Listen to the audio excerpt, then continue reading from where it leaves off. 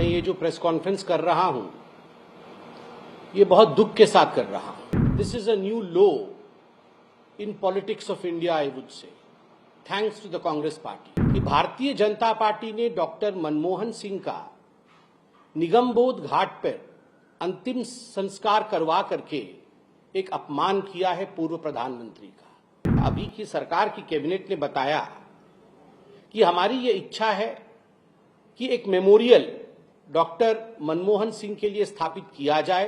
जब वो प्रधानमंत्री थे, यदि सर्वाधिक उनका किसी ने महिमा में खंडन किया है, उनकी इज्जत के साथ किसी ने खिलवाड़ की है, तो कांग्रेस पार्टी ने की है। कई बार तो मीडिया में ये चर्चा भी रहा कि इस प्रकार के व्यवहारों के कारण डॉक्टर मनमोहन सिंह ने इस्तीफा देने की बात भी सोची थी अपने मन में। मैं ये जो प्रेस कॉन्फ्रेंस कर रहा हूं, ये बहुत दुख के साथ कर रहा हूं।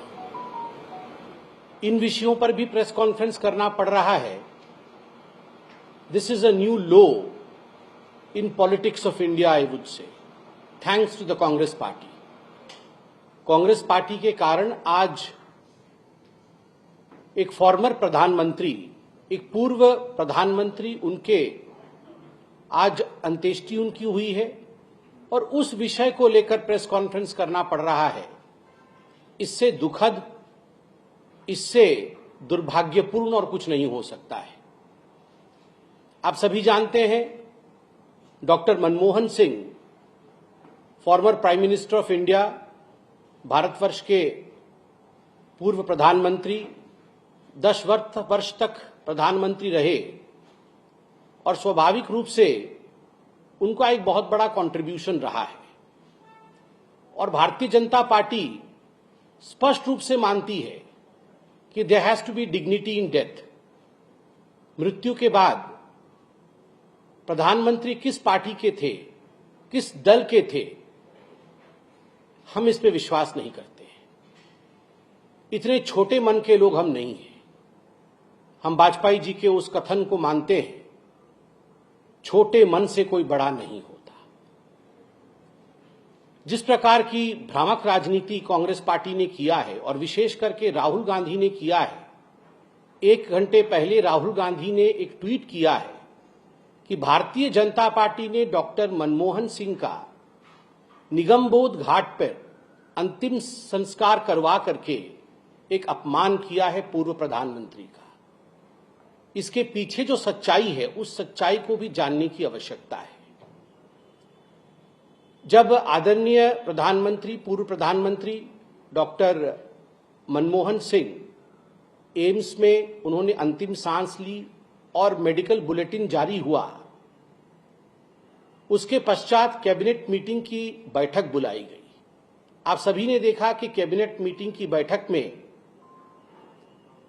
एक शोक संदेश भी पारित किया गया और शोक संदेश के साथ साथ कैबिनेट ने यह निर्णय भी लिया कि चूंकि डॉक्टर मनमोहन सिंह एक पूर्व प्रधानमंत्री रहे और उनका एक बहुत बड़ा कद है, तो बिफिटिंग हिज स्टेचर, उनके कद के अनुरूप उनका सम्मान होना चाहिए।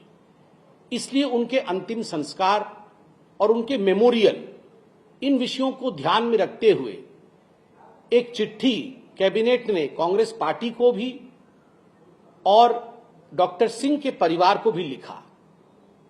बड़े स्पष्ट रूप में इस चिट्ठी में भारत के कैबिनेट ने बताया, अभी की सरकार की कैबिनेट ने बताया कि हमारी ये इच्छा है कि एक मेमोरियल डॉक्टर मनमोहन सिंह के लिए स्थापित किया जाए और देश, दुनिया, हम सब उनको याद रखें उनके पॉजिटिव कंट्रीब्यूशन के लिए। इसलिए हम एक मेमोरियल चाहते हैं। स्वाभाविक है, एक मेमोरियल बनाने का एक प्रोसीजर भी होता है, एक तरीका भी होता है। लैंड एक्वायर करना पड़ता है, एक ट्रस्ट बनाना पड़ता है। जब तक कि हम ये प्रोसीजर कर रहे हैं, तब तक संस्कार का काम, क्रीमेशन इत्यादि, क्योंकि यह इंतजार नहीं कर सकती है।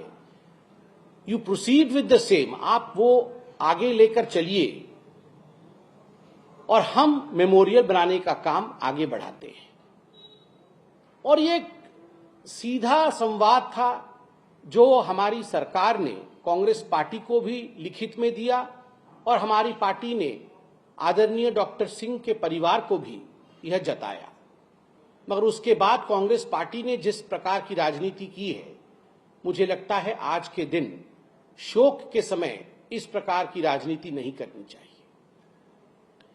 आज ये बताते हुए भी तकलीफ हो रही है, ये जो तू मैं सोशल मीडिया से लेकर हर जगह चल रहा है कांग्रेस पार्टी के समर्थकों द्वारा, उन्हें यह याद दिलाना पड़ेगा कि डॉक्टर मनमोहन सिंह जब हमारे बीच में थे और जब वो प्रधानमंत्री थे, यदि सर्वाधिक उनका किसी ने महिमा में खंडन किया है, उनकी इज्जत के साथ किसी ने खिलवाड़ की है, तो कांग्रेस पार्टी ने की है।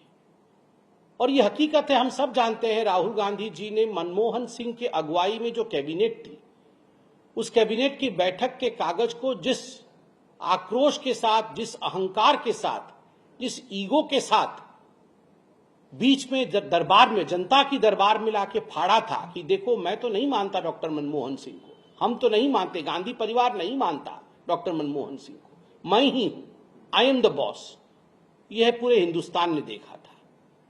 केवल इतना ही नहीं, सोनिया गांधी जी एक पैरेलल सरकार चलाती थी, कई किताबें भी लिखी गई और उन किताबों में याद कीजिए, उसमें जिक्र किया गया कि जो सेक्रेटरी थे वो शाम 6 बजे मनमोहन सिंह जी के नाक के नीचे से फाइलें छीन लेते थे और जो सरकारी फाइलें होती थी वो सोनिया जी की एनएसी के पास जाती थी।